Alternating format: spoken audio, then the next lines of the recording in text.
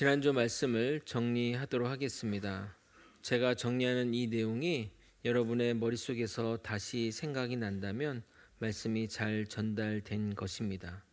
히브리서 저자는 우리의 신앙의 길을 경주로 비유하며 믿음의 선배들이 우리를 응원하고 있다고 말합니다. 구약의 성도들은 응원이 없이 약속만 바라보며 완주했지만 우리는 믿음의 증인들과 예수님의 부활을 알고 믿음의 길을 걸어갈 수 있으니 참 복되다 하겠습니다. 이 믿음의 길을 가기 위해 모든 무거운 것과 얽매이기 쉬운 죄를 벗어버리고 인내로 경주해야 합니다. 믿음의 경주는 자신과의 싸움이기에 인내가 필수입니다. 여기서 인내는 소극적으로 참아내는 것이 아닌 적극적으로 고난에 맞서고 극복하는 자세를 말합니다. 이 경주에 승리하기 위해서는 믿음의 창시자인 이자 완성자인 예수를 바라봐야 합니다. 믿음은 예수님으로부터 오는 은사이며 그분이 우리의 믿음을 온전하게 하십니다. 또한 예수님은 우리의 구원을 위해 십자가를 참으셨습니다. 따라서 우리는 예수님을 본마다 인내하며 믿음의 경주를 이어가야 합니다. 히브리서 저자는 고난과 핍박에 깊은 수렁에 있는 자들에게는 특별히 주님을 바라보는 것을 넘어 예수님이 죄인들을 거역하신 것을 참으신 것을 생각하라고 권면합니다. 믿음의 길 가운데 피곤하고 낙심될 때 주님의 고난과 우리를 향한 사랑을 묵상해야 됩니다. 주님의 인내와 사랑을 생각하면 우리의 고난은 가볍게 여겨질 것이고 절망 속에서도 힘을 얻고 살아가게 되는 것입니다. 오늘은 우리가 이 땅에 살면서 짓는 죄의 문제와 그로 인한 하나님의 징계를 생각해 보겠습니다. 징계를 받는 것이 행복하거나 즐거운 사람 한 명도 없지만 징계가 있다는 것은 하나님이 나를 사랑하시는 증거이기도 합니다. 그러므로 징계를 달게 받으면 우리에게 유익이 있고 우리의 신앙이 더욱 정결해질 것입니다. 죄를 멀리하고 말씀대로 살려고 노력하고 그러다가 죄를 지으면 징계를 달게 받아 주님의 뜻 안에서 살아가는 우리 모두가 되길 예수 그리스도 이름으로 소망합니다. 우리 신앙생활을 위협하는 가장 큰 적은 죄일 것입니다. 아마도 기독교인이라면 이 죄에 대한 경각심을 모두 다 가지고 있고 죄를 이겨야 한다고 수많은 설교에서 강박적으로 들었을 것입니다. 그래서 우리 모두는 죄와의 싸움에서 승리하길 원합니다. 그럼 여러분에게 솔직하게 물어보겠습니다. 여러분은 죄와의 전투에서 승리하십니까? 밖으로 답하지 말고 속으로 한번 답해 보시기 바랍니다. 죄와의 싸움에서 얼마나 이기시고 계십니까? 아마도 저를 포함하여 여기 계신 모든 분들이 승률이 50%가 넘지 않을 것입니다. 아닙니까? 나는 100전100승이다. 이런 분 있으십니까? 히브리서 저자는 우리가 죄와의 싸움에서 지는 이유를 이렇게 설명합니다. 4절을 읽어보겠습니다. 너희가 죄와 싸우되 아직 피 흘리기까지는 대항하지 아니하고. 이 말은 너희가 죄와는 싸우는데 제대로 싸우지 않고 싸우는 신용만 한다는 말입니다. 즉 죄가 죽나 내가 죽나 하며 죽기 살기로 달려들어야 하는데 그렇지 않는다는 말입니다. 여러분이 한번 전쟁터에 나갔다고 한번 생각해 보십시오. 전투 중에 총에 착검을 하고 적과 대면하여 싸워야 하는 상황이라면 여러분은 어떻게 싸우시겠습니까? 적을 죽여야 내가 사는데 적당히 싸울 사람 있겠습니까? 여기 있는 모든 사람이 죽기 살기로 싸울 것입니다. 그런데 죄와의 싸움에서는 싸우기는 하는데 피 흘리지도 않고 적당히 싸운다는 겁니다. 그런데 반대로 죄는 우리를 삼키려고 미친 듯이 달려들고 있습니다. 베드로전서 5장 8절은 이렇게 말합니다. 근신하라 깨어라 너희 대적 마귀가 우는 사자같이 두루다니며 삼킬 자를 찾나니. 대적들은 우리를 삼키려고 미친 듯이 죽을 듯이 달려드는데 우리는 죄와 싸우는 신용만 하고 있으니 죄를 이겨낼 수 있겠습니까? 결국 우리는 모두 다 죄의 밥이 되는 겁니다. 죄의 밥이 되고 죄의 친구가 되고 죄의 종이 되는 것입니다. 요한복음 8장 34절은 이렇게 말합니다. 예수께서 대답하시되 진실로 진실로 너에게 이르노니 죄를 범하는 자마다 죄의 종이라. 우리가 가장 착각하는 것 중에 하나는 우리는 연약하여 죄를 이길 수 없다고 생각하는 겁니다. 많은 사람이 그 거대하고 엄청난 죄의 유혹에서 인간은 이길 수 없다고 생각합니다. 그래서 이런 찬양이 인기 있는 것 아니겠습니까? 주여, 우린 연약합니다. 오늘 하루도 힘겨워합니다. 그런데 정말 여러분이 죄와 피 흘리면서까지 싸워 보셨습니까? 싸우지도 않고 진다고 말하는 건 아닙니까? 기독교는 연약한 종교가 아닌 전투적인 종교입니다. 예수님도 죄의 유혹에서 이기시고 죄를 물리치셨습니다. 그러므로 우리도 죄와 죽기까지 피 흘리기까지 싸워야 합니다. 과거 중학교 시절에 싸움장인 친구가 있었습니다. 그 친구는 몸이 왜소하고 키도 그리 크지 않았는데 학교에서 싸움을 제일 잘했습니다. 그 친구의 싸움 비결이 뭐냐면 그 친구는 싸울 때 상대방을 죽일 듯이 달려듭니다. 그 친구보다 키가 큰 친구도 덩치가 큰 친구도 처음에는 그의 왜소한 체격에 우습게 보고 싸움에 임하지만 그 친구가 죽일 듯이 달려드는 기에 눌려 결국 두 손 두 발을 다 들게 됩니다. 그 친구랑 싸운 친구들이 하나같이 말하는 것이 얘랑 싸우다가는 죽을 수도 있겠다는 생각이 들었답니다. 우리는 이처럼 죄와 죽기 살기로 달려들어 싸워야 이길 수 있습니다. 조금 창피한 예의지만 여러분의 이해를 돕게 솔직한 이야기를 전해드리도록 하겠습니다. 듣고 다 잊어주시기 바랍니다. 그런데 이렇게 얘기하면 다 설교는 기억 안 하고 이 예화만 기억하시더라고요. 남자들 대부분 취약한 죄라 하면 음란의 죄입니다. 행동으로 짓는 경우가 가장 큰 문제이지만 생각으로 짓는 죄도 하나님 보시기에 똑같은 죄입니다. 행동으로 짓는 죄는 보는 눈이 있어서라도 이기겠는데 생각으로 짓는 음란의 죄를 이기기란 정말 어렵습니다. 내가 생각으로 죄를 지어도 아무도 모르기 때문입니다. 저는 사역자가 되기 전에 이 음란함을 싸워 이기기를 소망했습니다. 그래서 저를 음란함으로 이끄는 영상이나 TV 이런 모든 것을 끊어버렸고 조금이라도 저를 음란함으로 인도하는 것이 있다면 철저히 거부했습니다. 생각으로 음란함이 떠오르면 예수의 피를 의지해서 기도했는데 정말 육체의 정욕을 이길 힘은 보혈의 능력이었습니다. 그렇게 기도하면 음란함이 사라졌기 때문입니다. 이렇게 음란함과의 전쟁을 선포한 이후로 위기도 있었지만 잘 이겨내어 승리를 목전에 둔 것 같았습니다. 그런데 어느 날 이상한 꿈을 꾸게 되었습니다. 꿈의 내용이 이상야릇한 음란한 곳으로 저를 이끌어 갔습니다. 깨어 있을 때는 의지적으로 이겨낼 수 있는데 꿈은 어쩔 수 없는 것 아닙니까? 그러나 꿈을 꾸면서도 죄와 싸우고자 하는 의지가 느껴졌습니다. 이 꿈을 더 이상 꾸면 안 되는데 얼른 꿈에서 깨어야지 마음 먹었으나 마음대로 되지 않았습니다. 그런데 정말 결정적인 유혹의 장면으로 넘어갈 때 안 돼! 하면서 잠에서 깨어났던 것입니다. 저는 그때 깨달았습니다.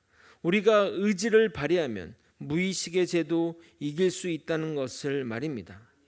마음과 생각을 주님께 초점 맞추면 죄에서 심지어 무의식의 세계에서도 이길 수 있습니다. 이런 자세로 싸우는 것이 피 흘리며 죄와 싸우는 것입니다. 우리가 죄를 지으면 반드시 우리 삶에 고난과 환난이 닥치기 마련입니다. 만약 죄를 지어도 아무 일이 없다면 누가 죄에서 이기려고 하겠습니까? 그래서 고난과 환난을 당하지 않도록 죄와 싸워 이기라고 하는 겁니다. 그런데 죄를 짓고 고난의 형태로 징계가 오면 사람들의 반응이 정말 황당합니다. 죄는 자신들이 지어놓고 왜 하나님은 저에게 시련을 주시나요? 한다는 것입니다. 거기다가 우리는 죄와 죽기 살기로 싸우지도 않으면서 고난과 시험이 닥치면 너무나도 쉽게 믿음을 저버린다는 것입니다. 그러면 어떻게 해야 하는가요? 5절을 여러분이 한번 읽어보도록 하겠습니다. 함께 읽겠습니다. 시작. 또 아들들에게 권하는 것 같이 너희에게 권면하신 말씀을 잊었도다. 일러스되 내 아들아 주의 징계하심을 경히 여기지 말며 그에게 꾸지람을 받을 때에 낙심하지 말라. 우리가 죄를 지어 징계를 받으면 그것을 가볍게 여기거나 또는 과하게 생각하지 말라는 겁니다. 하나님이 시험과 징계를 허락하신 이유가 있기 때문입니다. 하나님은 우리의 영적 성장을 위해 시험과 징계를 허락하십니다. 그런데 이 시험과 징계를 잘 구분할 필요가 있는데, 시험은 죄와 상관없이 우리의 영적 성장을 위해 주님이 주시는 연단과 훈련을 의미합니다. 예를 들어 우리 아이들의 건강을 위해 아침마다 1km 달리기를 하라고 했다면 그것은 훈련이 되는 겁니다. 이 훈련을 잘 이행하면 살도 빠지고 몸도 건강해질 것입니다. 그러나 징계는 죄의 결과로 받는 것입니다. 하지만 이것을 가볍게 여기지 않고 진중하게 받아들이고 순종하면 영적 성장이 이루어지게 되는 겁니다. 예를 들어 우리 아들이 거짓말을 해서 그 벌로 한 달 동안 아침마다 1km 달리기를 명령했습니다. 여기에 아들이 순종하여 달리면 살도 빠지고 건강해질 것입니다. 그러므로 시험과 징계는 그 원인이 다르지만 우리에게 다가오는 형태나 결과는 동일하다 하겠습니다. 오늘 본문의 징계로 쓰인 헬라어 파이데이아는 교육, 양육이라는 의미로 주로 쓰이는데, 유초등부 교육기관인 파이디온이 여기서 파생해서 나온 말입니다. 참고로 파이디온은 어린아이라는 뜻입니다. 그런데 이 파이데이아는 교육, 양육이라는 뜻도 있지만 징계, 훈련이라는 의미도 쓰이기 때문에 문맥적 의미를 고려하여 징계로 해석한 것입니다. 그런데 왜 히브리서 저자는 우리가 징계를 받을 때 가볍게 여기지 말고 또 징계를 받을 때 낙심하지 말라고 하는 것일까요? 우리가 하나님께 징계를 받는 것은 하나님이 우리를 사랑하시고 우리를 하나님의 자녀로 생각하기 때문인 것입니다. 6절을 읽겠습니다. 주께서 그 사랑하시는 자를 징계하시고 그가 받아들이시는 아들마다 채찍질 하심이라 하였으니, 죄와 싸워 이기지 못하는 자식을 사랑하는 아버지는 그 아들의 죄를 고치기 위해 징계를 허락하십니다. 그러므로 사랑하기에 징계를 받는 것이니 징계를 무시하지 말고 또 징계 때문에 낙심하지 말라고 하는 것입니다. 거제 소망교회 성도 여러분, 연단을 위한 시험도 사랑이지만 징계도 사랑입니다. 제 자식이 도둑질을 했는데 그 자식을 혼내지 않는다면 그것은 아버지가 아니라 그 자식을 망치는 사람입니다. 제대로 된 부모라면 도둑질이 고쳐질 때까지 징계해야 합니다. 요즘 자녀 교육의 문제는 너무 오냐오냐 키우는 것이 문제입니다. 죄를 지으면 죄를 고칠 때까지 혼내고 가르쳐야 합니다. 내가 매를 아끼면 다른 사람이 우리 애를 때리게 될 것입니다. 그러므로 우리가 징계를 받으면 참아야 합니다. 왜냐하면 우리는 그분의 자녀이기 때문입니다. 7절을 여러분이 한번 읽어보도록 하겠습니다. 시작. 너희가 참음은 징계를 받기 위함이라. 하나님이 아들과 같이 너희를 대우하시나니 어찌 아버지가 징계하지 않는 아들이 있으리요. 너희가 참음은 징계를 받기 위함이란 이 말이 오해될 수 있는데, 정확한 문맥적 의미는 징계를 받을 때 참으라는 말입니다.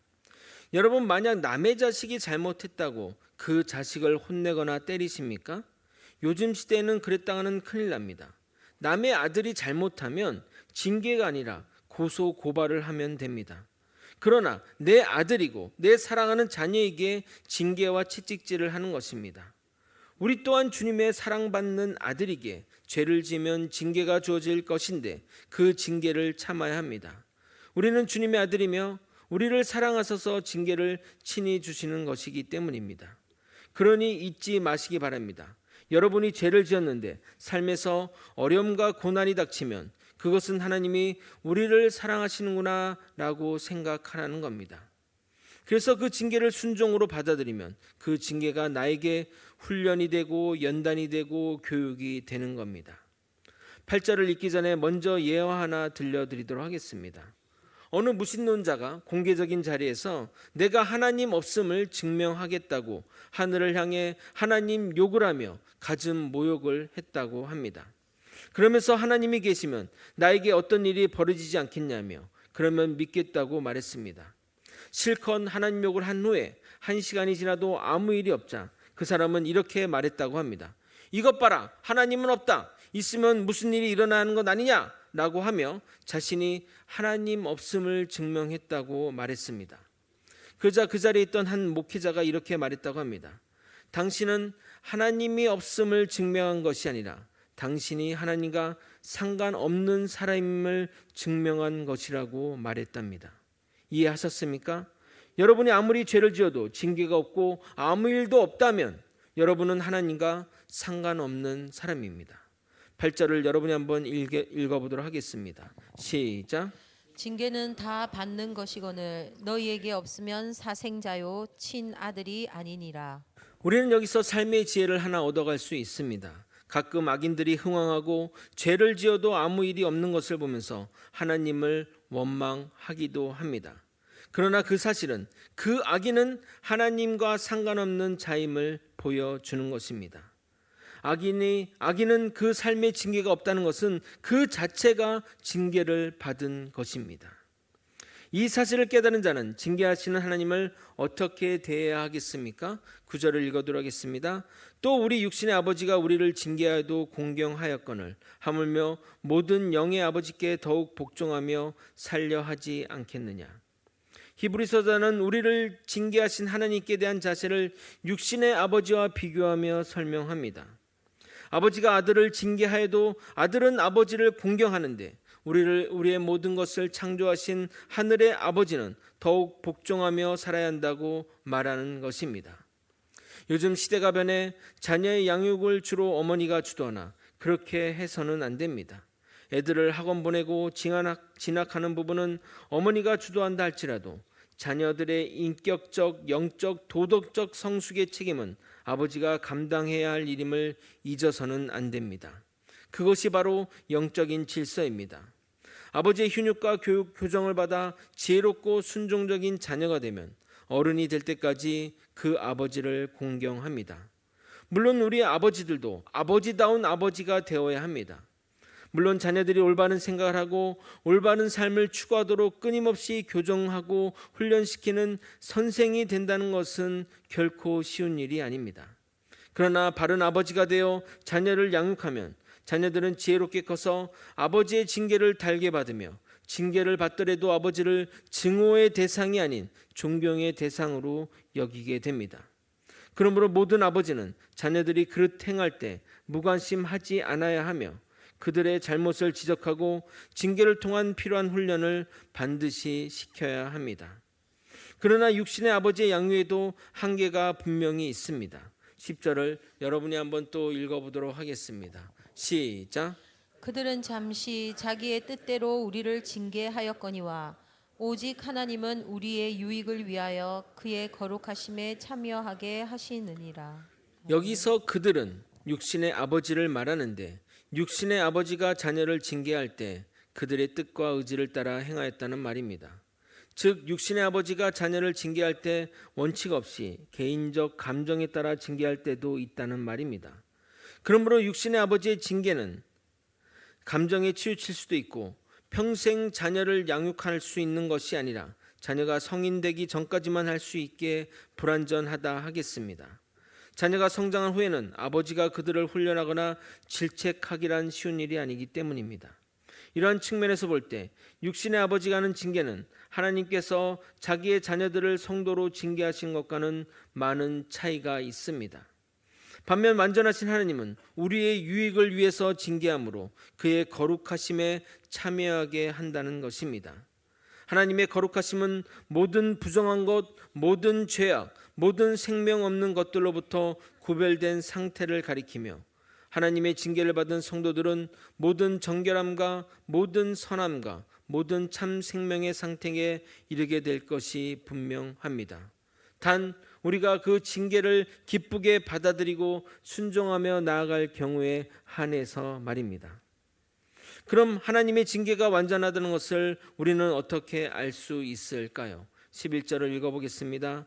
무릇 징계가 당시에는 즐거워 보이지 않고 슬퍼 보이나 후에는 그로 말미암아 연단받은 자들을 의와 평강의 열매를 맺느니라. 물론 징계를 받으면 행복할 사람은 아무도 없습니다. 슬픈 것이 당연합니다. 그래서 징계를 받으면 슬퍼하고 좌절하는 것입니다. 그러나 성도는 이러한 인간 감정에 계속 머물러 있어서는 안 됩니다.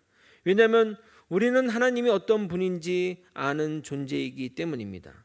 하나님을 안다는 것은 자신에게 벌어지는 이 현상을 믿음의 시각으로 볼 수 있다는 것을 의미합니다. 그래서 그 징계 뒤에 있는 하나님의 계획을 바라보며 그로 인해 궁극적으로 주어질 미래의 유익을 소망할 수 있다는 것입니다. 믿음은 보이는 현상 너머에 빛나고 있는 초월적 실제를 볼 수 있는 눈이기 때문입니다. 그러나 본서의 1차 독자인 히브리 기독교인들은 안타깝게도 핍박과 실현하는 그 현상만을 보고 슬퍼하고 고통스러워하는 가운데 신앙의 회의에까지 빠지게 되었던 것입니다. 이런 자들에게 저자가 바라는 것은 고통스러운 현상 너머에서 우리에게 주실 축복을 준비하고 기다리시는 하나님을 바라보라고 권면하고 있는 것입니다. 사랑하는 성도 여러분, 이 공식을 잊지 마시기 바랍니다. 이것이 하나님이 일하시는 공식이며 우리를 성장시키는 공식입니다. 하나님을 믿는 사람은 징계, 연단, 성장 이런 식으로 나아가야 합니다. 절대 징계, 좌절, 실패 또는 징계, 실망, 포기로 나아가서는 안 됩니다. 여러분도 경험해 보셨겠지만 목적지를 모르고 가는 길은 언제나 힘이 듭니다. 모르는 길을 갈 때는 왜 이리 가는 길이 멀게 느끼는지, 왜 이렇게 오래 시간이 걸리는지 모릅니다. 그러나 다시 그 길을 되돌아올 때 똑같은 길임에도 더 빨리 오는 것처럼 여겨집니다. 마찬가지입니다. 우리가 이 고난을 이겨내면 다음에 이런 비슷한 고난을 아주 쉽게 이겨낼 수 있습니다. 우리에게 주어지는 징계를 인내하고 이겨내면 반드시 우리는 성장하게 될 것입니다. 그러기에 주님이 주시는 징계는 완전한 징계입니다. 화면 바꿔주시고요. 그럼 이제 우리는 어떻게 해야 할까요? 우리가 징계를 받을 때 어떻게 해야 할지 히브리서 저자는 회화적으로 설명합니다. 12절 13절을 여러분이 한번 읽어보도록 하겠습니다. 함께 읽겠습니다. 시작. 그러므로 피곤한 손과 연약한 무릎을 일으켜 세우고 너희 발을 위하여 곧은 길을 만들어 저는 다리로 하여금 어그러지지 않고 고침을 받게 하라. 아멘. 징계를 통한 하나님의 사랑을 안다면 성도가 지금 고난 가운데 있다 할지라도 고통 중에 넘어져 있는 마음을 다시 추스릴 수 있습니다.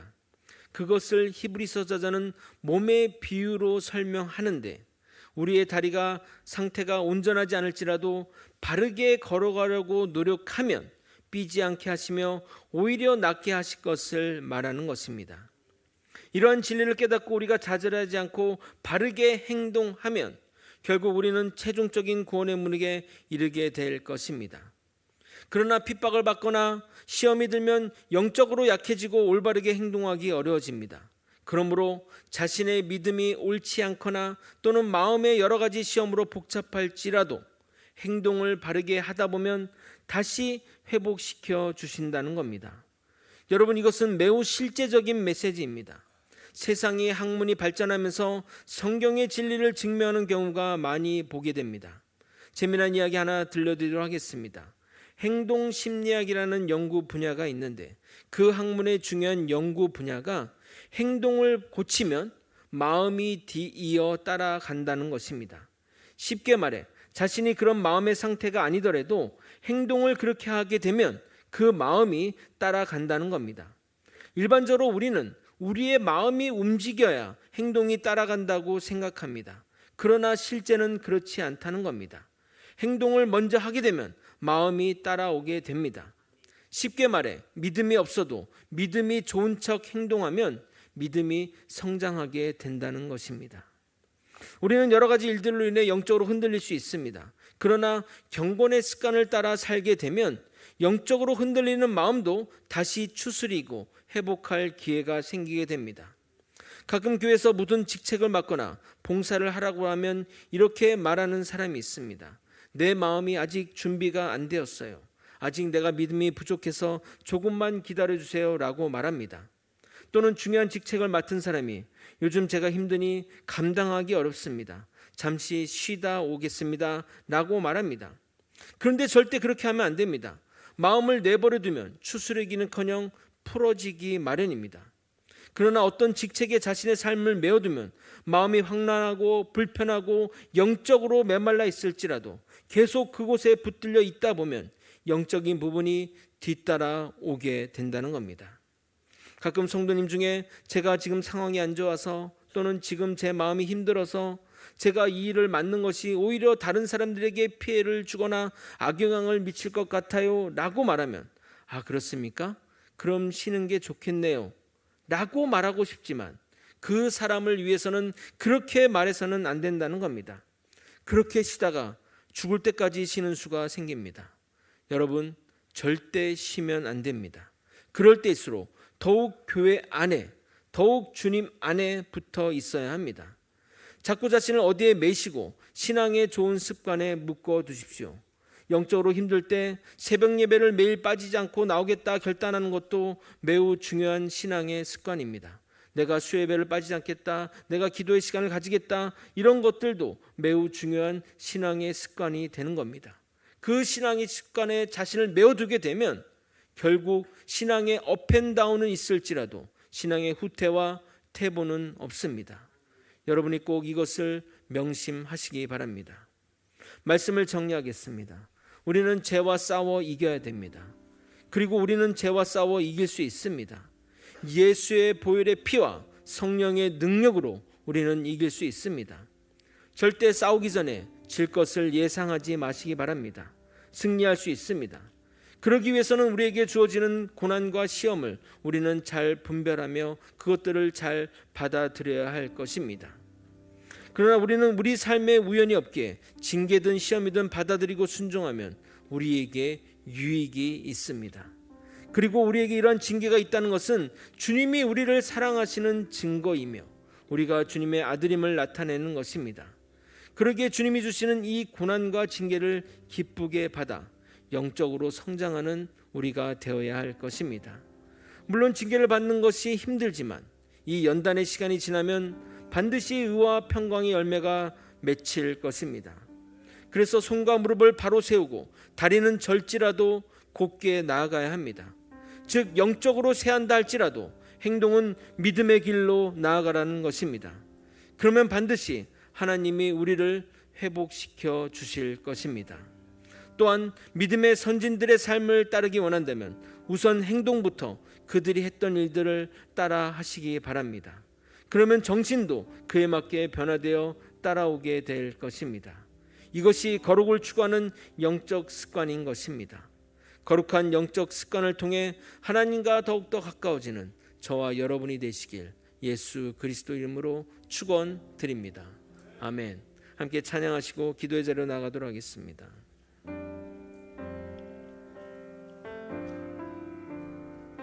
오직 주의 사랑에 매여 오직 주의 사랑에 매여 내 영 기뻐 노래합니다. 이 소망의 언덕 기쁨의 땅에서 주께 사랑드립니다.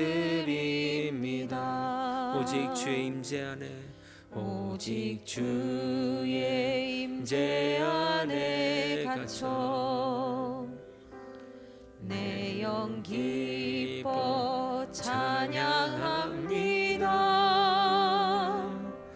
이 소명의 언덕 거룩한 땅에서 주께 경배드립니다. 주께서 주신 모든 은혜 주께서 주신 모든 은혜 나는 말할 수 없네. 내 영혼 즐거이 주 따르렵니다. 주께 내 삶 다시 한번 처음부터 찬양하도록 하겠습니다. 오직 주의 사랑에 매여 오직 주의 사랑에 매여 가슴에 손을 얹고 기도하기 원합니다. 내 영 기뻐 노래합니다. 이 소망의 언덕 기쁨의 땅에서 주께 사랑드립니다. 오직 주의 임재 안에 갇혀 오직 주의 임재 안에 갇혀 내 영 기뻐 찬양합니다. 이 소명의 언덕 기쁨의 땅에서 주께 경배드립니다. 주께서 주신 모든 은혜 나는 말할 수 없네. 내 영혼 즐거이 주 따르렵니다. 주께 내 삶 주께서 주신 모든 은혜 주께서 주신 모든 은혜 나는 말할 수 없네. 내 영혼 즐거이 주 따르렵니다. 주께 내 삶 드립니다. 세상 사는 것 쉬운 것 하나도 없듯이 믿음의 길도 결코 쉬운 길이 아닙니다. 고난과 환난이 예비된 길입니다. 만약 우리가 유혹에 져서 죄를 지으면 하나님은 우리의 회개를 위해 징계하실 것입니다. 그럴 때 원망이나 절대 절망하지 마시기 바랍니다. 하나님이 나를 사랑하신다는 증거이며 우리가 이 징계로 인해 주님께 나아가게 만드는 축복의 통로인 것입니다. 징계를 달게 받아 의와 평강의 열매를 맺고 거룩한 주의 성품에 참여하는 우리가 되길 소망합니다. 아래와 같은 기도 제목으로 기도하겠습니다. 첫 번째, 죄와 죽기까지 싸우고 절대 지지 않게 붙들어 주시옵소서. 두 번째, 죄를 지어 징계를 받게 돼도 주를 원망하지 않으며 주를 의지하여 죄를 이기는 믿음의 사람이 되게 하여 주시옵소서. 세 번째, 마음이 연약하고 낙심될 때 뒤로 물러서지 않고 믿음의 삶에 우리를 묶어 거룩한 신앙생활을 계속 영위해가는 우리가 되게 하여 주시옵소서. 다 함께 이러한 기도 제목으로 주님의 이름 부르짖고 통성으로 기도하시겠습니다. 주여, 하나님 아버지, 정말 죄와 싸워 죽기까지 싸우며 아버지 절대 지지 않는 믿음의 사람이 되게 도와주옵소서. 아버지, 정말 죄와 싸워 이기기 원합니다. 우리를 멸망으로 이끌어가는 이 죄와 싸워 이기는 믿음의 사람이 되게 도와주옵소서. 아버지, 그러나 연약하여 죄를 짓게 되더라도 아버지 징계가 올지라도 그 징계를 달게 받아 아버지 정말 주님을 의지하여 아버지 이겨내는 우리가 되게 도와주옵소서. 아버지, 이후로는 절대 죄에게 짓지 않고 정말 더욱더 하나님을 의지하며 살아가는 믿음의 백성 되게 도와주옵소서. 아버지, 또한 죄로 인해 또 아버지 시험으로 인해 아버지 또 징계로 인해 낙심되고 힘들지라도 절대 믿음의 삶에 우리를 묶고 거룩한 신앙생활 주의 성품에 닮아가는 삶으로 살아갈 수 있도록 역사하시고 붙들어 주시옵소서. 아버지, 믿음의 후퇴는 없습니다. 믿음의 퇴보는 없습니다. 앞으로 나아가는 아버지 우리가 되게 도와주옵소서. 한 발 한 발 주님께 나아가는 길이 축복의 길임을 나게 생각하게 도와주시고 그 믿음의 길로 나아가게 도와주옵소서. 아버지, 내 삶을 신앙으로 묶을 수 있는 아버지 실천의 제목들이 이 시간 생각나게 도와주시고 아버지 아버지 정말 믿음으로 더욱더 주님께 나아가는 우리가 되게 도와주옵소서. 하나님 의의 거룩한 성품에 나아갈 수 있게 도와주시고 하나님께 영광 돌리는 삶으로 나아갈 수 있도록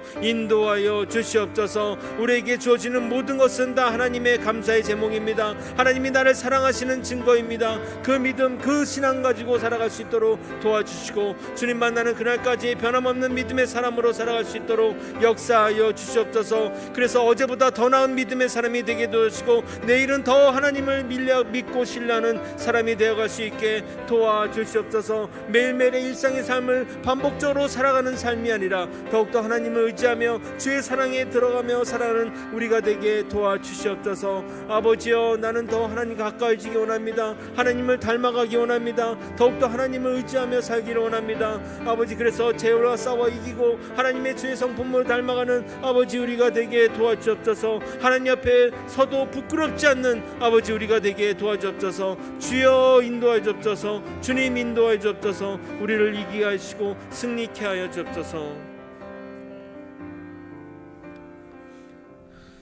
사랑이 많으신 하나님 아버지, 죄와 죽기까지 싸워 이기는 믿음의 사람이 되게 하여 주시옵소서. 그러나 때로는 연약하여 죄에 질지라도 주님이 주시는 징계를 달게 받아 기쁨으로 징계를 이겨내고 주님을 더욱더 의지하는 믿음의 사람이 되게 하여 주시옵소서.